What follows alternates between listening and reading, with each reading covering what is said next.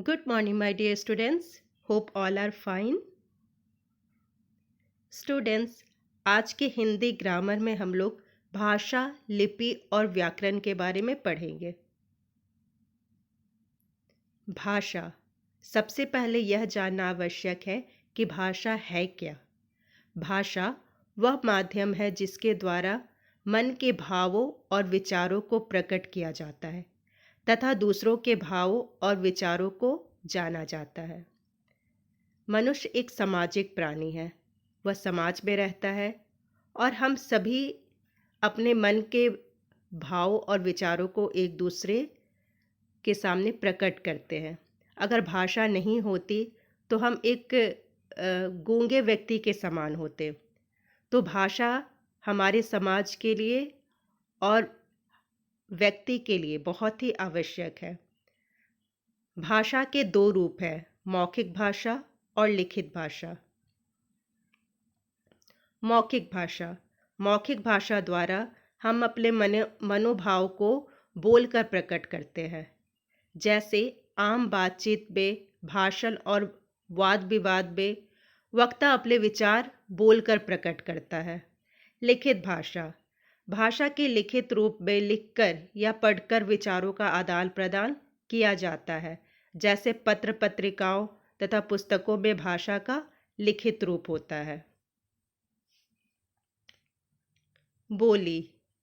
सीमित क्षेत्र में स्थलीय व्यवहार में प्रयोग की जाने वाली भाषा बोली कहलाती है।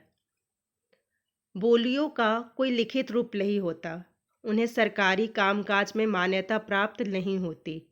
प्रांतों में अनेक बोलियां बोली जाती है। बोली का रूप थोड़ी दूर पर बदल जाता है। जैसे भोजपुरी, बुंदेली, कन्नौजी, हरियाणवी आदि। लिपि किसे कहते हैं? किसी भी भाषा की लिखने के ढंग या लिखावट को लिपि कहा जाता है, जिसे लेखन प्रणाली भी कहते हैं। लिपि को आसान भाषा में आपको समझाए तो किसी भी ध्वनि को लिखने के लिए जिन चिन्हों का उपयोग भाषा में किया जाता है उन्हें लिपि कहते हैं। लिपि का अर्थ होता है लिखने की पद्धति, लिखने का तरीका। हम अपनी भाषा को लिपि के माध्यम से लिखते हैं। हिंदी भाषा जो है वह देवनागरी लिपि में लिखी जाती है।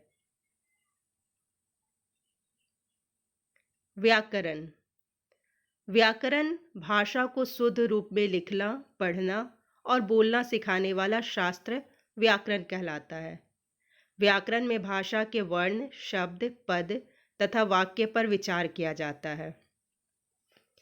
व्याकरण हमें भाषा को, वाक्यों को, शब्दों को किस प्रकार से शुद्ध लिखना जो है वह हमें व्याकरण ही सिखाता है।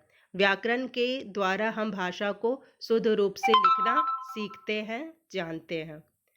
व्याकरण के 4 भाग होते हैं: वर्ण विचार, शब्द विचार, पद विचार, वाक्य विचार। Thank you students.